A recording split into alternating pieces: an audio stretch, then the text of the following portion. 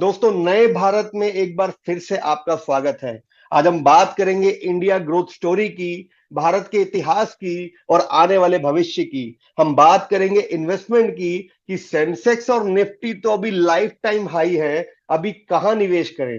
कुछ लोगों को लगता है कि निफ्टी 24,000 है, ये मार्केट का पीक है, और कुछ लोगों को लगता है कि अगले बुल रन के लिए ये मार्केट का बॉटम है। तो हम बात करेंगे इस लेवल पर बाजार में कहां निवेश करें, लार्ज कैप में करें, मिड कैप में करें कि स्मॉल कैप में करें। और हम बात करेंगे फ्रैंकलिन के मल्टी कैप फंड की, जो अभी रिसेंटली नया लॉन्च हुआ है। दोस्तों, जो शेयर बाजार की हमने बात की, आज सबको दिखता है कि शेयर बाजार टॉप पर है। ये शेयर बाजार का पीक है। सेंसेक्स 79,000 है, निफ्टी आज 24,000 है, और लोगों को लगता है अब इससे आगे कहां जाएगा। तो दोस्तों, मैं आपको एक बात बता दूं, आपकी स्क्रीन पे शेयर बाजार के कुछ आंकड़े हैं। जिस शेयर बाजार को आप देख रहे हैं ना, निफ्टी 79,000 और सेंसेक्स आप 24,000, एक्चुअल में सेंसेक्स की शुरुआत 1979 में 100 रेट पॉइंट से हुई थी। जब सेंसेक्स बना था तो ये 100 रुपए का था। सन 2000 आते आते सेंसेक्स का रेट 5,000 हो गया। सन 2024 जिसमें आज हम बैठे हैं, सेंसेक्स 80,000 छू चुका है। मैंने थोड़ी देर पहले कहा था कि पिछले 5 साल में डबल हुआ 15% के हिसाब से। दोस्तों, केवल 5 साल नहीं, आप 40 साल का इतिहास उठाइए, शेयर बाजार का कैलकुलेशन है हर 5 साल में डबल होता है। कभी कभी 5 साल में डबल नहीं होता है, लेकिन 10 साल में 4 गुना तो होता है, क्योंकि 16% का सालाना ग्रोथ भारतीय शेयर बाजार में बना है। The market have been growing with 16% compounding growth over a period of 40 years, और 40 years is the sufficient time frame to prove anybody what is the growth available or what is the investment option. तो 40 साल का इतिहास बताता है कि 16% का growth आया है। अब एनी टाइम सब लोग कहते हैं म्यूचुअल फंड सही है, म्यूचुअल फंड सही है, म्यूचुअल फंड सही है। वो क्यों सही है? क्योंकि म्यूचुअल फंड बेहतर रिटर्न देता है। म्यूचुअल फंड आपको डिफरेंट डिफरेंट वैरायटी देता है। सिर्फ शेयर बाजार मतलब म्यूचुअल फंड नहीं है। बॉन्ड वाले फंड भी होते हैं, गोल्ड वाले फंड भी होते हैं, ऐसे फंड भी होते हैं जिनमें शेयर बाजार में निवेश नहीं किया जाता, सेफ रिटर्न देते हैं। और म्यूचुअल फंड में लिक्विडिटी भी होती है। लिक्विडिटी बोले तो जब चाहूं मेरा पैसा वापिस ले लूं। और शेयर मार्केट है, बॉन्ड है, गोल्ड है, 3 तरह के फंड होते हैं। जैसा मैंने शेयर बाजार की बात की, जो वेल्थ क्रिएशन है, जो आज हमारा टॉपिक है कि वेल्थ क्रिएट करना है, सेकंड इनकम जनरेट करनी है, शेयर बाजार से प्रॉफिट बनाना है, तो आज हम बात करेंगे शेयर बाजार वाले फंड की। आज हम गोल्ड और बॉन्ड की बात नहीं करेंगे। आज का टॉपिक है शेयर बाजार से मुनाफा बनाना। And you have already seen that market is being growing with 16% growth rate, और अगर यही लेवल का ग्रोथ, ये 16% सालाना का ग्रोथ आगे भी आया, तो we are expecting market to grow on very much level. लेकिन ये शेयर बाजार जो 100 रुपए से 80,000 पहुंचा, ये एकदम से ऐसे फ्लाइट की तरह नहीं आया, ये गोते खाता हुआ आया।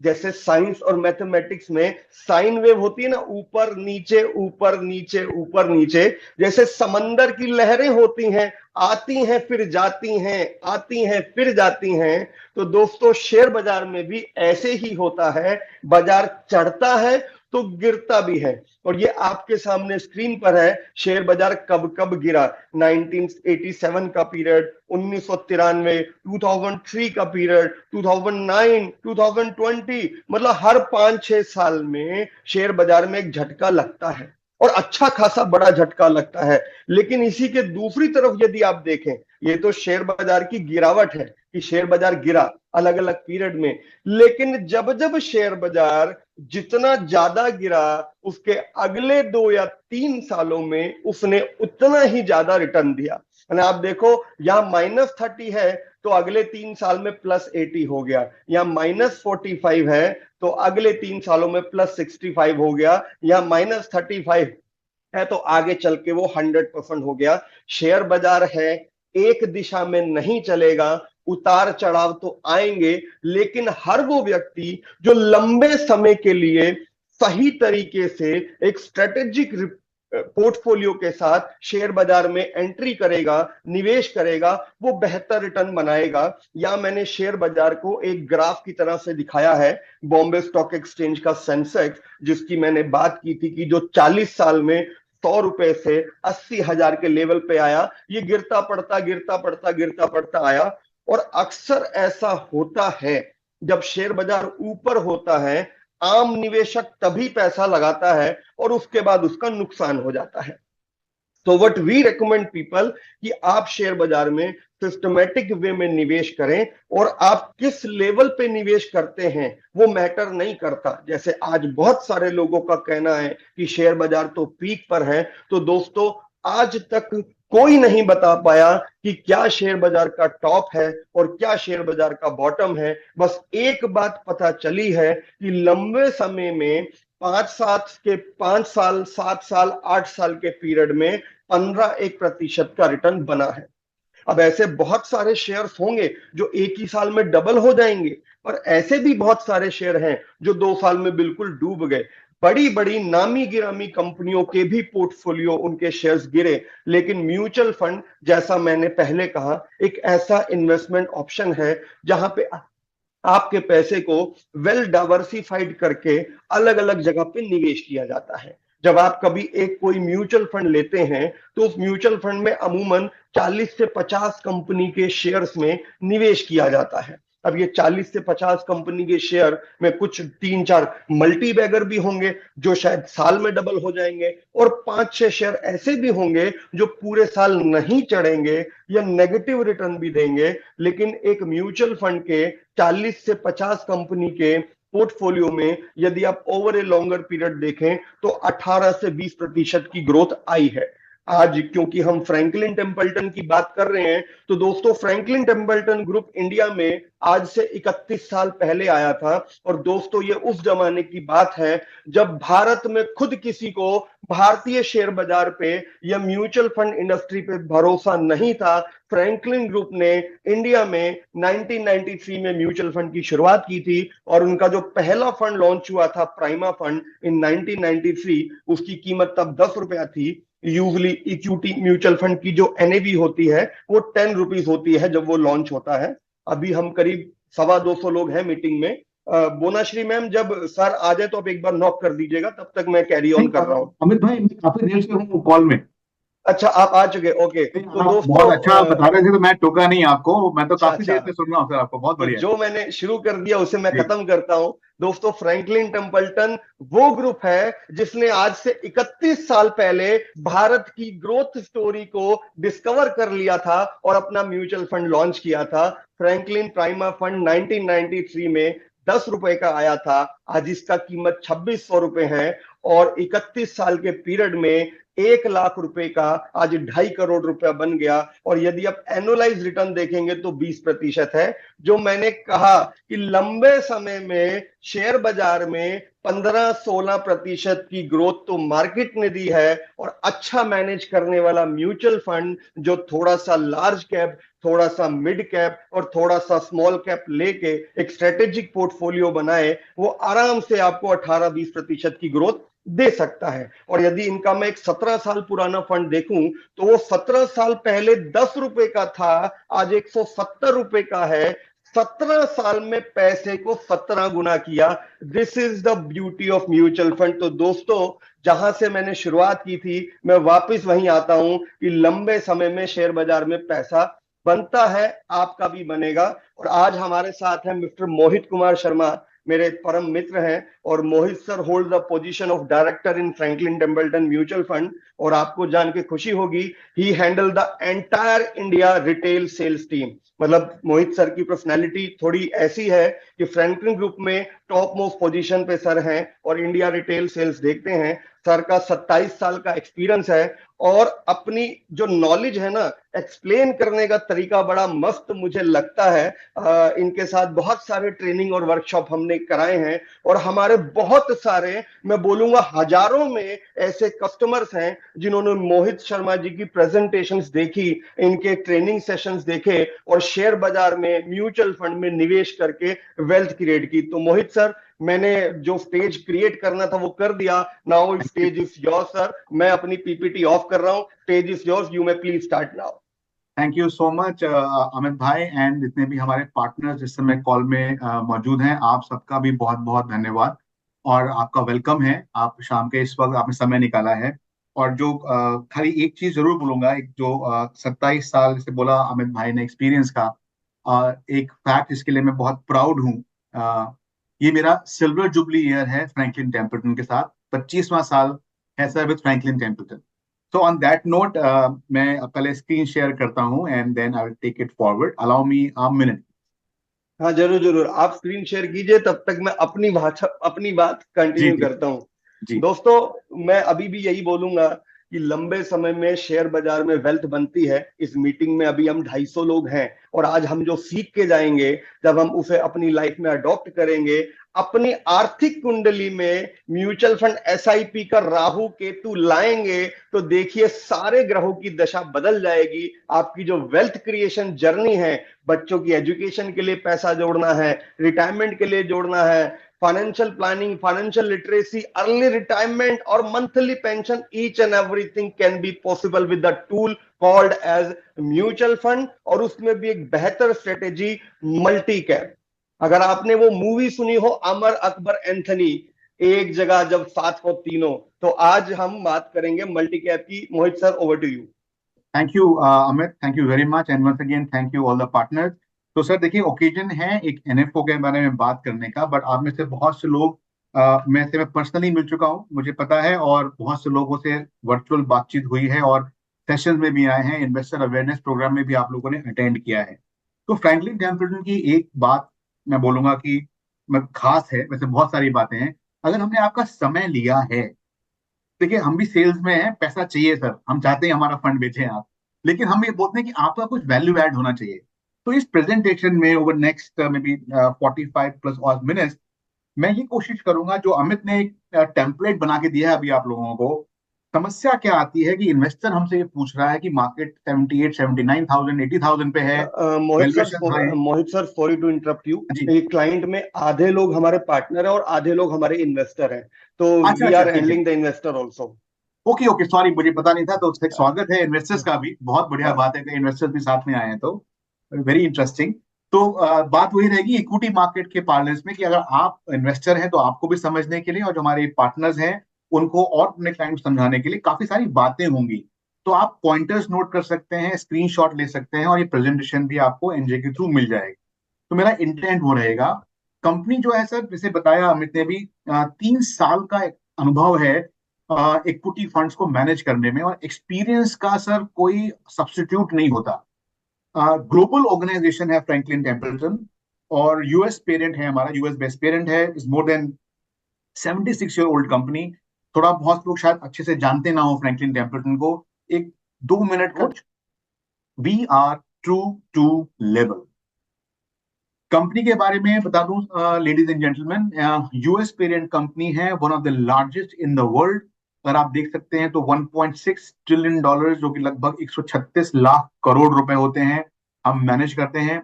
76 ईयर ओल्ड पुरानी कंपनी है। हम अमेरिका में लिस्टेड कंपनी है। सबसे महत्वपूर्ण बात जो इंडिविजुअली एज एन एम्प्लॉय मेरे को बहुत रेजोनेट करती है, फ्रैंकलिन टेम्पल्टन वर्ल्ड ओवर सिर्फ एक ही काम करती है मेरी company. We manage investors money through various investment solutions.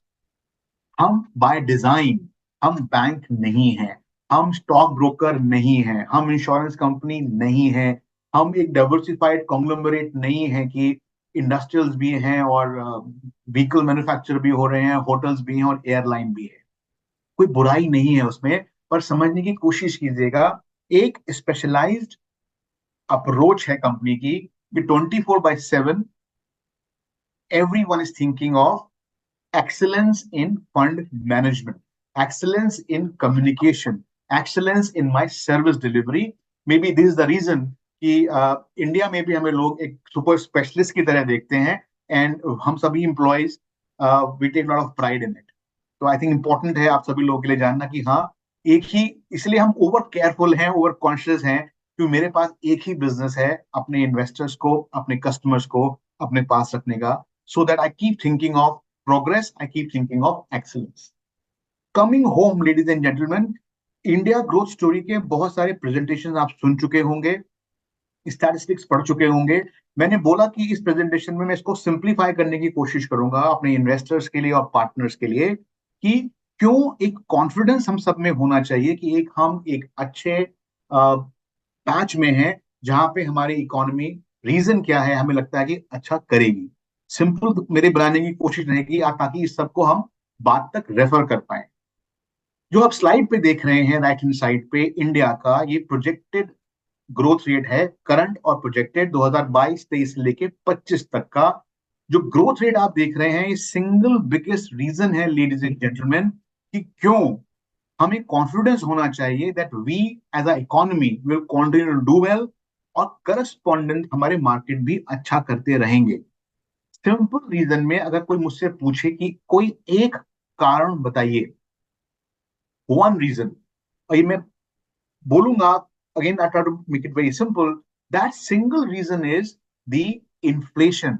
जिस तरीके से हमारे कंट्री ने इन्फ्लेशन को मैनेज किया है वो कमेंडेबल है। आज की डेट में बहुत सारे मैक्रो इकोनॉमिक इंडिकेटर्स, और ये देखिए रॉकेट साइंस नहीं है समझना, इसको मैं सिंप्लीफाई कर देता हूं, क्योंकि कोविड का टाइम ध्यान करिएगा, इंडिया परहैप्स अकेला कंट्री था वर्ल्ड ओवर जिसने चूज किया कि हम लोगों को कैश ना बांट करके हमने फूड ग्रेन बांटा। एक बहुत छोटा सा एग्जांपल मैं आपको दे रहा हूं, क्या होता है जब आप इस तरह से आप कैश डिस्ट्रीब्यूट करते हो, लगभग सिंप्लीफाइड टर्म में ये डेवलप वर्ल्ड की समस्या बन गया बाद में। वो बहुत इन्फ्लेशनरी होता है। हम इन्फ्लेशन को कंट्रोल कर पाए, उसके चलते हम अपने फिजिकल डेफिसिट को बहुत अच्छे से कंट्रोल कर पाए। I am not a political this thing, किसी को फेवर करते मैं बोलूं किसी पार्टी को या करते हुए, लेकिन क्रेडिट देना पड़ेगा करंट गवर्नमेंट को कि इन्होंने पॉपुलिस्ट मेजर्स नहीं लिए। और ये सब हमको आपको पता है, ये कोई बहुत रॉकेट साइंस नहीं है। इन्फ्लेशन कंट्रोल रखा, पॉपुलिस्ट मेजर्स नहीं करे, फिजिकल डेफिसिट अंडर कंट्रोल रहा, और गवर्नमेंट ने बहुत बड़े पैमाने में एक इन्वेस्टमेंट लेड ग्रोथ को फायर अप किया। मैं इसको अगेन बार बार मैं बोल रहा हूं कि सिंप्लीफाइड वे में मैं समझाने की कोशिश करूंगा। जीडीपी के प्रिडोमिनेटली तीन कंपोनेंट होते हैं इन्वेस्टमेंट के। एक होता है गवर्नमेंट लेड इन्वेस्टमेंट, दूसरा होता है कॉर्पोरेट प्राइवेट लेड इन्वेस्टमेंट, तीसरा जो मैं और आप कंट्रीब्यूट करते हैं। तो समझिएगा, जब शुरुआत में 2012 से 14 वाला टाइम फ्रेम की ऑफ कोर्स इकोनॉमी की हालत बहुत अच्छा नहीं थी, तो गवर्नमेंट ने हैवी लिफ्टिंग करी, गवर्नमेंट ने पॉलिसीज बनाई बहुत सारी कमेंसुरेट, बहुत सारे बोलूंगा मूलभूत चेंजेस करे पॉलिसीज के अंदर। उन सब में हमको पता है, भले ही वो जीएसटी हो, चाहे वो बैंक्रप्सी रिफॉर्म्स हो, चाहे वो बैंकों का एनपीए रिकवरी पूरा मैकेनिज्म और क्लीन अप हो, रेरा का इम्प्लीमेंटेशन हो, बहुत सारे तमाम रिफॉर्म किए गए। शुरुआत में फिर आप जाएंगे अगर, तो उसके चलते क्या हुआ, उसको इनिशियल हमें डिसेप्शन मिला। पूरा फोकस कहाँ रहा, फोकस रहा अर्बन इंफ्रास्ट्रक्चर पे, रोड्स पे, रेलवेज पे और पोर्ट्स पे। उसके बाद क्या हुआ, सेकंड लेग फायर अप होती है जो अब हम करंट टाइम फ्रेम में है कुछ समय से, प्राइवेट कैपेक्स।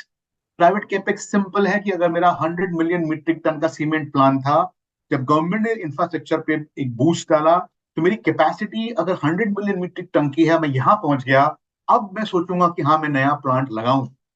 तो अब प्राइवेट कैपेक्स का वो लेग भी शुरू हो चुका है। थर्ड, मेरा आपका कैपेक्स, हाउस होल्ड कैपेक्स क्या होता है, वो होता है रियल एस्टेट। तो रियल एस्टेट में भी लगभग 10 से 11 साल का एक पूरा एक रफ पैच था। उसके बाद पिछले 2 सालों से, ये सेक्टर में तेजी की बात नहीं कर रहा हूं, मैं बात कर रहा हूं समझने की मूलभूत ढांचे को, इकोनॉमी के।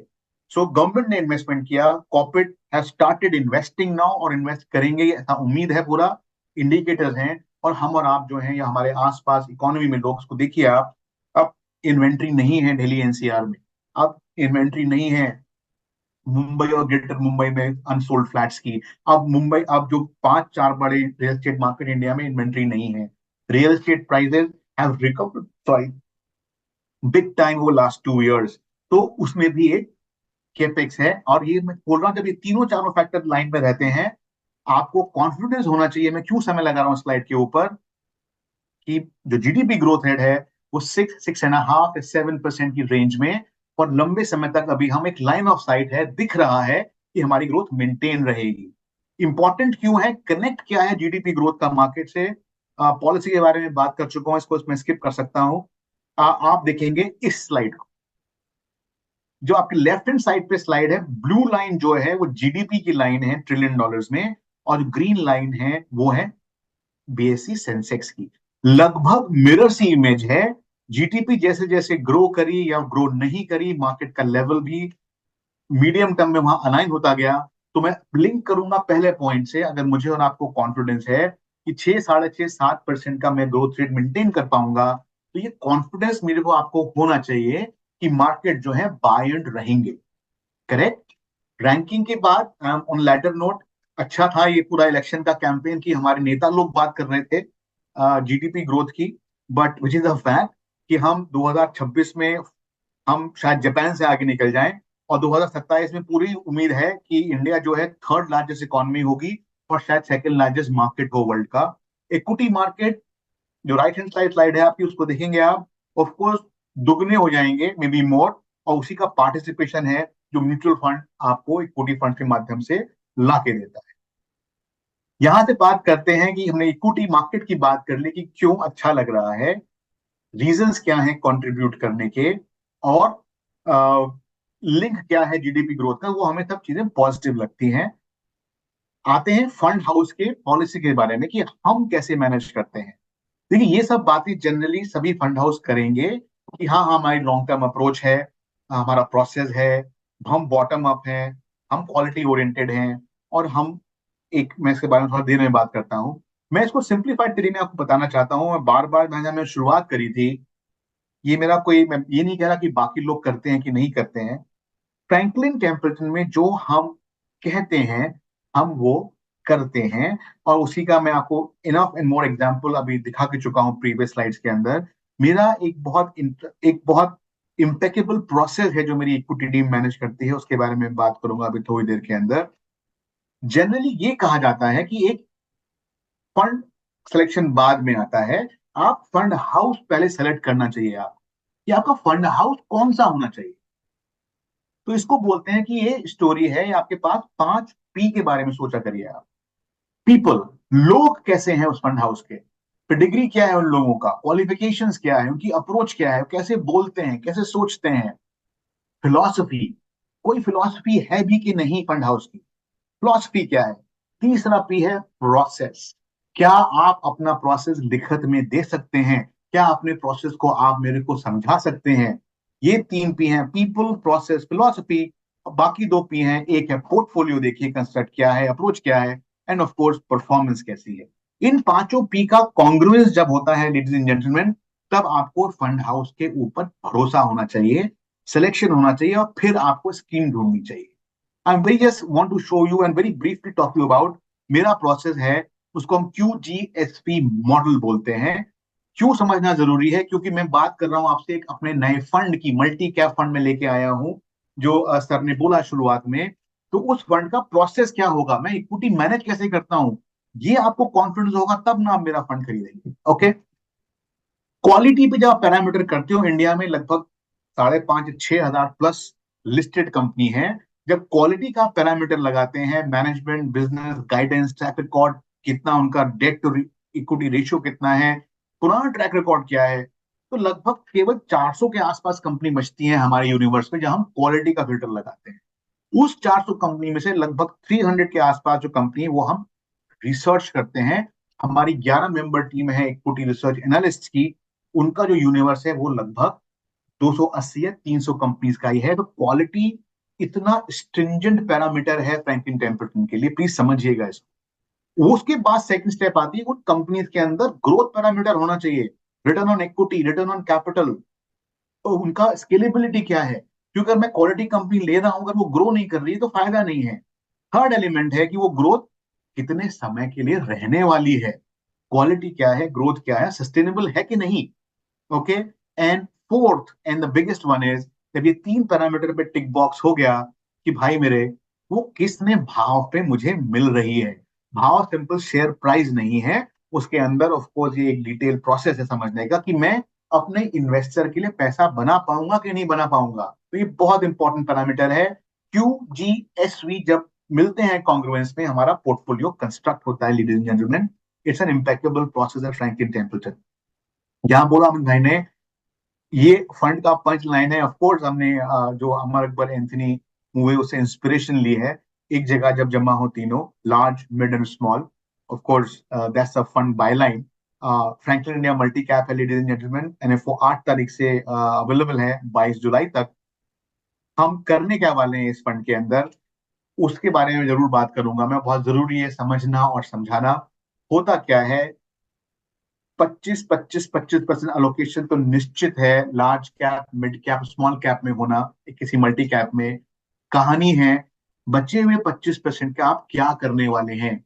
और मैं आपको बताऊंगा बिगेस्ट डिफरेंशिएटर मेरे मल्टी कैप में compare to many in the market क्या होने वाला है। बाकी जो पॉइंट्स हैं लगभग जनरल है कि 22 सेक्टर्स उपलब्ध हैं प्ले करने के लिए। रिस्क डाइवर्सिफिकेशन रहता है क्योंकि आप across market sector, across style, across blend of value portfolio approach रखते हो, तो बहुत बढ़िया डाइवर्सिफिकेशन आपको मिलता है मल्टी कैप स्ट्रेटेजी में। एंड ऑफ कोर्स इस फंड के अंदर रियल एस्टेट इन्वेस्टमेंट ट्रस्ट या ओवरसीज इन्वेस्टमेंट करने का भी प्रोविजन है। अभी नहीं होगा इमीडिएटली, बट ऑप्शन बता रहा हूं मैं। मल्टी कैप कॉम्बिनेशन क्यों बेटर है, बहुत इंटरेस्टिंग स्लाइड है ये समझने के लिए और उसको ऑब्जर्व एब्जॉर्ब करने के लिए। 2006 से डेटा है ladies and gentlemen, up to 2023। Top most row को अगर आप देखेंगे, और स्लाइटली ऑरेंजिश जो कलर है आप देख रहे हैं, 2007, 2009, 2014, 15, ये इंडेक्स है स्मॉल कैप का, उसका रिटर्न है। ब्लू वाला लार्ज कैप का रिटर्न है, और पर्पलिश जो है एक ब्रॉड बेस्ड इंडेक्स है। और ये जो आप देख रहे हैं ये कलर, ये मल्टी कैप का है। पहले टॉप लाइन को देखें आप, तो स्मॉल कैप जो मार्केट कैप सेगमेंट है, कितने टाइम टॉप पे रहा? 1, 2, 3, 4, 5, 6, 7, 8 साल। 2006 से 23 के बीच में small cap index best performing index रहा। देखिए ह्यूमन अप्रोच, हम बात कर रहे हैं टॉप मोस्ट की, हम बाकी कुछ देख ही नहीं रहे। बिल्कुल बॉटम लाइन में आ जाइए। बॉटम लाइन को काउंट करते हैं स्मॉल कैप 2008 से। हाँ, 1, 2, 3, 4, 5, 6, 7। अगर 8 बार बेस्ट परफॉर्मिंग रहा तो 7 बार वर्स्ट परफॉर्मिंग भी रहा। तो ये बात इधर और नहीं है। The point I am trying to make here is, yes small cap में वॉलेटिलिटी होती है, रिटर्न दिए हैं, लेकिन बहुत कुछ वॉलेटिलिटी के साथ में काफी कुछ हाई बीटा बोलते हैं कि इसका स्टैंडर्ड डिविएशन बहुत हाई रहा है। मैं अगर कनॉट प्लेस से गुड़गांव जा रहा हूं, तो क्या मैं वहां 45 मिनट में पहुंच ही जाऊंगा 10 on 10 हर बार? शायद ना पहुंच पाऊं। हाँ, 2 घंटा लेट समय है, but 1 our is a good time. तो वो मैं बोलता हूँ जो मध्यम मार्ग हम अप्रोच लेते हैं लाइफ में, वो आप देखेंगे जो सर्कल कर रखा है हमने, ये है मल्टी कैप इंडेक्स का परफॉर्मेंस रिकॉर्ड 2006 से 23 के बीच में। ना कभी बेस्ट परफॉर्मेंस रहा, ना ही कभी वर्स्ट में आया। तो अगर आप देखें, हमारा मानना है कि एक बहुत बेहतरीन अप्रोच है आपको अपने इन्वेस्टमेंट की तरफ देखने की। दैट्स द रीजन व्हाई आप मल्टी कैप को बहुत कॉन्फिडेंटली अपने पोर्टफोलियो का हिस्सा, बड़ा हिस्सा आपको बनाना चाहिए, बना सकते हैं। अब आते हैं पोर्टफोलियो में फर्दर डीपर जाते हुए कि ये डेटा है कि अगर आप एक लार्ज कैप अप्रोच रखते हैं इंडेक्स की, तो बड़ा स्क्यूड है large cap index. Large cap मतलब ब्रॉड बेस्ड इंडेक्स। निफ्टी 500 को अगर आप देखें, तो इसके top 3 sectors, bank, IT, petroleum, ये तीनों मिला के ही 50% से ऊपर हो जाते हैं। 6 सेक्टर अगर आप ले लेंगे जो कि इंसर्कल कर रखे हैं हमने, वो 60% पूरे हो जाते हैं। और रहता है आपके पास लार्ज कैप कंपनीज। मुद्दे की बात यह है कि जो बहुत बड़ा एक एक्शन है, जो हमने बात करी कि इंडिया की ग्रोथ स्टोरी जो केपेक्स हो रहा है, जो इंडिया आगे अपनी एक ग्रोथ स्टोरी को मैन्युफैक्चरिंग ड्रिवन आगे लेके जा रहा है, या टेक्नोलॉजी ड्रिवन या डिजिटल एक मोमेंटम चल रहा है, वो मैक्सिमम जो कंपनी है ना, वो लार्जर वे में थीम्स आप स्मॉल और मिड में आप प्ले कर सकते हैं सेक्टर में। ये इंटरेस्टिंग डेटा है। ओवरऑल स्लाइड पे अगर आप देखें कि लार्ज कैप यूनिवर्स के अंदर fintech, capital market, components, fertilizers, textile, ये अवेलेबल ही नहीं है लार्ज कैप इंडेक्स के अंदर। 100% अवेलेबिलिटी इन अपॉर्चुनिटीज की मिड एंड स्मॉल कैप के अंदर है। जो इंक्रीमेंटल अपॉर्चुनिटीज अगर आप देखते हैं तो केमिकल्स, इंडस्ट्रियल, हेल्थ केयर में ज्यादा opportunities again available mid small cap में है। Point I am trying to make is कि स्मॉल मिड एक ज्यादा अपॉर्चुनिटिस्टिक लगता है in terms of earning per share growth के हिसाब से भी। अगर आप इस स्लाइड को देखें, समझना आसान है। निफ्टी 500 का 15% है, बट स्मॉल मिड कैप का जो अर्निंग ग्रोथ रेट है 10 प्रोजेक्शन हायर है। किस तरफ मैं डिस्कशन को लेके जाना चाहता हूं कि स्मॉल और मिड जो सेगमेंट है वो जरूरी है, क्योंकि जो अभी मैंने बात बोली थी, जो नए सेक्टर्स हैं जहां जहां पे ज्यादा एक तरीके से थ्रस्ट या फोकस है कॉर्पोरेट का, गवर्नमेंट का, industrial, construction, discretionary, auto, real estate, वो स्मॉल मिड में ज्यादा अपॉर्चुनिटीज अवेलेबल है। तो इसका रिस्क रिटर्न बस स्मॉल मिड में वॉलेटिलिटी ज्यादा है। तो इस रिस्क रिटर्न का एक मिक्सचर कैसे बनाया जाए, क्या कॉम्बिनेशन होना चाहिए? तो welcome ladies and gentleman, that's what I am saying. अगर आप फ्रैंकलिन टेम्परमेंट के साथ हैं तो मैं आपको एक मल्टी कैप स्ट्रेटजी ऐसी बना के देने का मेरा पर्पस है जहां पे रिस्क और रिवॉर्ड का एक परफेक्ट बैलेंस हो। ये भी इंडेक्स का रिटर्न है, सिर्फ यही दर्शा रहा है कि अगर लार्ज मल्टी कैप इंडेक्स, जो कि इसका mix 50 large cap, 25 mid and 25 small है, कोई पीछे नहीं रहा है वेल्थ जनरेशन के अंदर। 2005 से 2024 तक का ये डेटा है, लगभग 19-20 सालों का। मल्टी कैप इंडेक्स ने 16.56 दिया है, स्मॉल कैप इंडेक्स ने 16.8% दिया है, but with lot of blood pressure, heart hit, ups and down. तो आप कहीं पीछे कोई कॉम्प्रोमाइज करने वाले आप नहीं है। रही बात ईपीएस की, तो अगेन 17.5%, जो कि बहुत decent earning per share growth rate है। ये आपको एक ब्लेंडेड इंडेक्स प्रोवाइड करता है। क्या हमारी स्ट्रैटेजी रहेगी?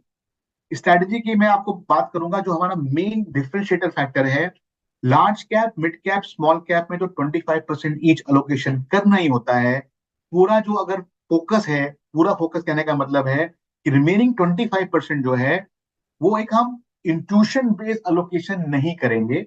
जब हमने मार्केट को स्टडी किया फंड कंस्ट्रक्ट करते हुए, तो ज्यादातर फंड हमने देखे, फंड हाउसेज जो है, बड़ा इंट्यूटिव लेड अप्रोच है इस रिमेनिंग 25% को इन्वेस्ट करने का। क्योंकि लार्ज, मिड और स्मॉल में 25% करना तो रेगुलेटरी रिक्वायरमेंट है, इस फंड की पोजीशनिंग है। फ्रैंकलिन टेम्पल्टन ने एक 3 फैक्टर फ्रेमवर्क बनाया है, ladies and gentlemen, and this is the most, I would say, एक unique part of Franklin India multi cap. क्या है ये 3 फैक्टर फ्रेमवर्क, कैसे ये हेल्प करेगा? 3 फैक्टर फ्रेमवर्क बहुत सिंपल है। इसकी पहली लेग है कि मैं स्मॉल मिड का परफॉर्मेंस लूंगा, 2 साल का रोलिंग रिटर्न, कंपेयर करूंगा उसको लार्ज कैप से। ये मेरे लिए एक लीडिंग इंडिकेटर होगा कि इस लेग के तहत मुझे ज्यादा करना है स्मॉल मिड में कि कम करना है। Point number 1। Point number 2, valuation देखूंगा स्मॉल मिड का ओवर लार्ज कैप। ये लेग भी मुझे बताएगा कि मेरा उस 25%, रिमेनिंग 25% में अलोकेशन स्मॉल मिड का ज्यादा हो कि लार्ज कैप का ज्यादा। सबसे महत्वपूर्ण है थर्ड लेग, ये नहीं कि पहले 2 इंपॉर्टेंट नहीं है, ये है मैक्रो स्टेबिलिटी इंडिकेटर्स। इसमें लगभग 5 वेक्टर्स आते हैं। जीडीपी ग्रोथ रेट क्या है, इन्फ्लेशन कहाँ पे है, फिजिकल डेफिसिट कहाँ है, बैलेंस ऑफ पेमेंट कैसा लग रहा है, और करंट अकाउंट डेफिसिट कहाँ है। अगर इसको एक कलर चार्ट पे हम प्रोजेक्ट करें तो डार्केस्ट ग्रीन इस समय ये मेरे मैक्रो स्टेबिलिटी इंडिकेटर दर्शाते हैं। तो करंट इन तीनों को पैमाना ध्यान में रखते हुए मेरा इंडिकेशन आता है कि नहीं भाई, मैं जो रिमेनिंग मेरा 25% है, मैं उसके अंदर भी डिसेंट अलोकेशन स्मॉल मिड में कर सकता हूं। तो एक एग्जांपल के तौर पे बता रहा हूं मैं आपको, don't hold me for this, but approximate इसका जो अलोकेशन है वो 40-30-30 के आसपास अलोकेशन होना चाहिए मेरे पोर्टफोलियो का। बाय द वे, एक model portfolio already fund manager ने बनाया हुआ है, and of course is performing pretty well, behaving very well. So इस फ्रेमवर्क से इन्फ्लेक्शन पॉइंट हम सही टाइम पे पकड़ पाएंगे, हम वैल्यू क्रिएट कर पाएंगे रीअलोकेशन का लार्ज और मिड कैप में। और ये जो प्रोसेस है मंथली देखा जाएगा। प्लीज समझिए, बहुत इंपॉर्टेंट पॉइंट है। मंथली जब मैं इसको असेस करूंगा, अगर मुझे कुछ रीएडजस्ट करना है वेट का, लार्ज से मिड स्मॉल में, मिड और स्मॉल से लार्ज कैप में, it is really going to help in generating long term alpha in the fund. कौन सी थीम्स होने वाली है, ये एक एग्जांपल है लेडीज एंड जेंटलमैन। प्रीमियमाइजेशन एक थीम है, कंज्यूमर क्रेडिट एक थीम है, अर्बन हाउसिंग एक थीम है, फाइनेंशियलाइजेशन एक सेविंग एक थीम है। इस स्लाइड के माध्यम से मैं आपको बताना चाहता हूं कि फंड हाउस सोचता कैसे है। प्रीमियमाइजेशन जो है बहुत बड़ी एक थीम है, बट मैं इसको समझाने की कोशिश करता हूँ सिंपल टर्म्स में। मार्केट में क्या है कि आज की डेट में ऑल्टो लार्जेस्ट सेलिंग कार नहीं है। हम और आप जो है एसयूवीज की तरफ चले गए, एक प्रीमियमाइजेशन है अप्रोच का एग्जांपल दे रहा हूँ खाली मैं। घरों में अगर हम पहले किसी के यहाँ कूलर था तो कूलर से विंडो एसी आया, विंडो के एसी से स्प्लिट एसी आया, स्प्लिट एसी एक रूम में था, अब वो तीनों रूम में है, ड्राइंग रूम में भी स्प्लिट एसी लग गया।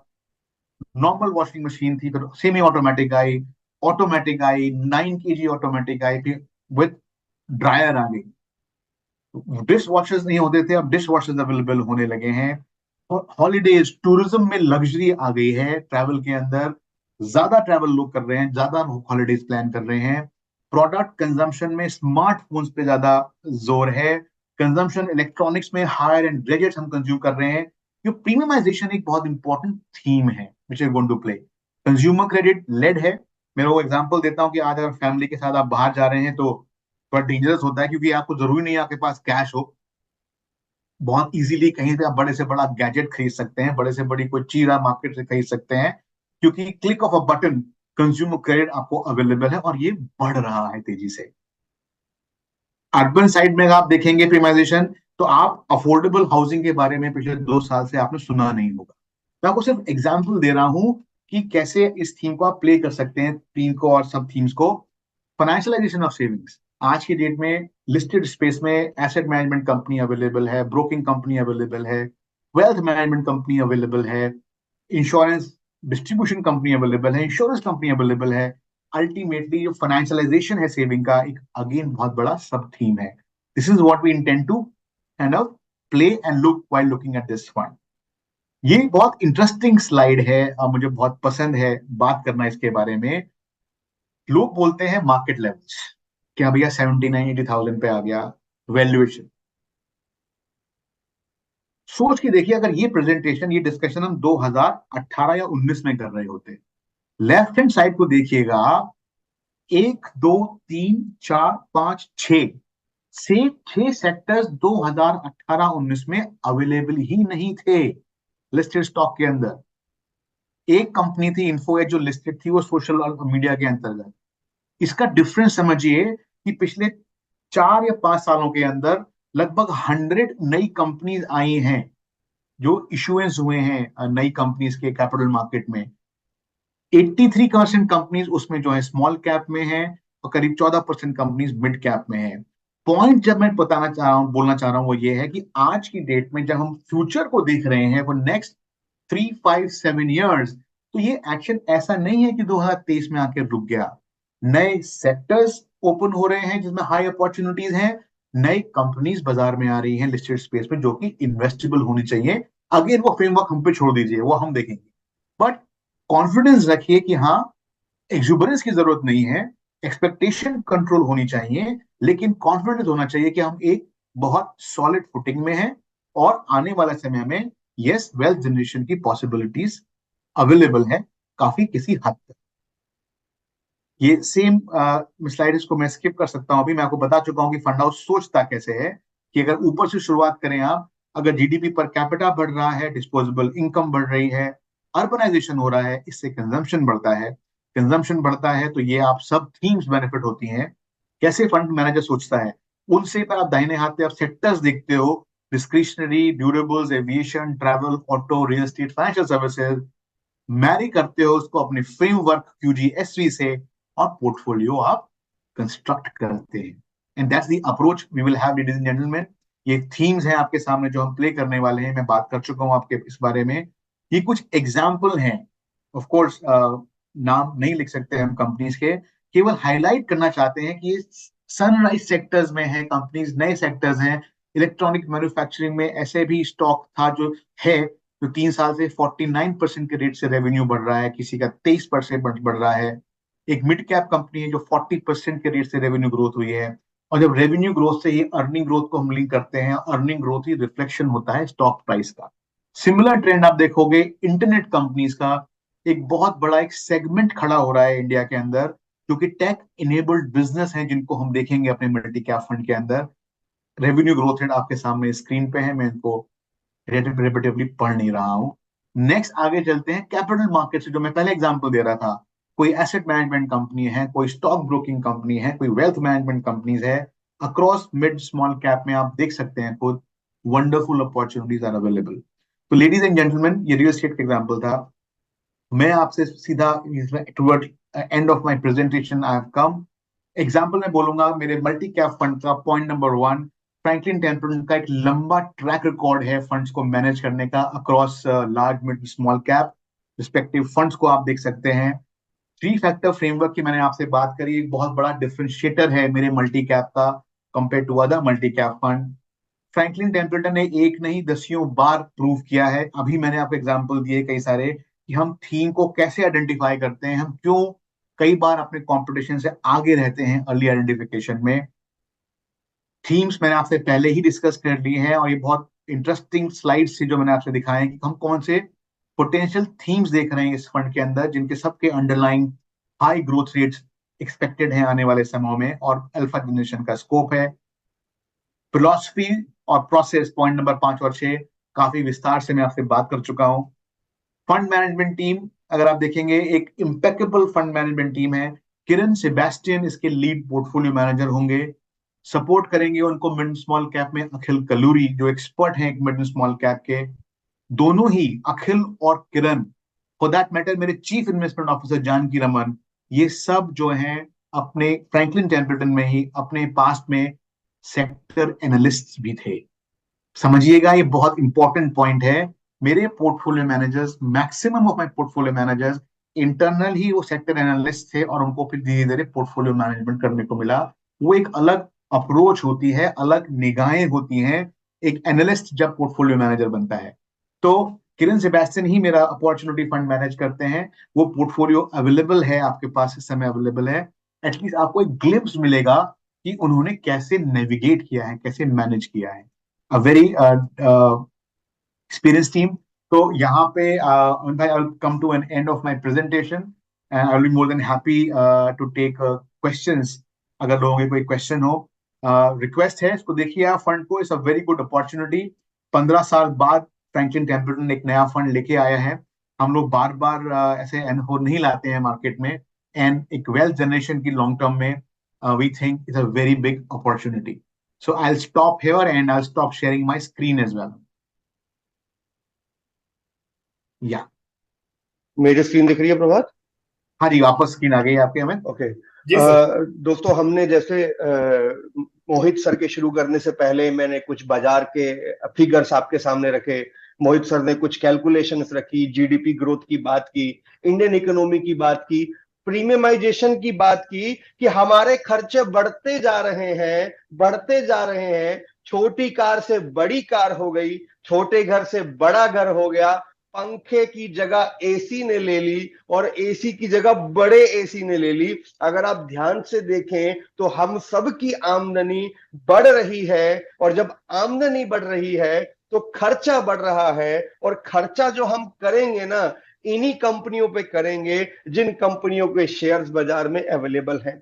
दोस्तों, मैंने शुरुआत में बोला था कि भारतीय शेयर बाजार जो बीएसई सेंसेक्स है, उसका करीब 16% का ग्रोथ पिछले 40 साल का ट्रैक रिकॉर्ड है। और यदि मैं आज के बाद अगले 5-6 साल की बात करूं, अगेन मैं कोई प्रिंटेड गारंटी नहीं दे रहा, भारत सरकार या सेबी मुझे अलाउ नहीं करता कि मैं आपको इस तरह की कैलकुलेशन की गारंटी दूं, बट मेरा ऐसा मानना है, यदि केवल 15%, केवल 15% की भी ग्रोथ यहां से आती है, तो 15% का कंपाउंडिंग फॉर्मूला बड़ा सिंपली से, कि अगले 5 साल में सेंसेक्स और निफ्टी दोनों यहां से दुगने होते नजर आते हैं। हम इसको सेफर साइड पे लेके चलते हैं, और एक अच्छा फंड, देखो सेंसेक्स और निफ्टी केवल लार्ज कैप है, केवल बड़ी कंपनियों को रिफ्लेक्ट करते हैं। लेकिन एक मल्टी कैप स्ट्रेटेजी जहां पे कुछ लार्ज कैप होगा, कुछ मिड कैप होगा, कुछ हाई ग्रोथ देने वाला स्मॉल कैप होगा, तो मैं ये मान सकता हूं कि अगर सेंसेक्स और निफ्टी 12, 14, 15% बनाएंगे तो एक मल्टी कैप स्ट्रेटेजी 15, 18, 20% का रिटर्न बना सकते हैं। हालांकि मेरी कहीं किसी भी बात की मैं गारंटी नहीं दे सकता, ये मैथमेटिकल प्रोजेक्शंस हैं।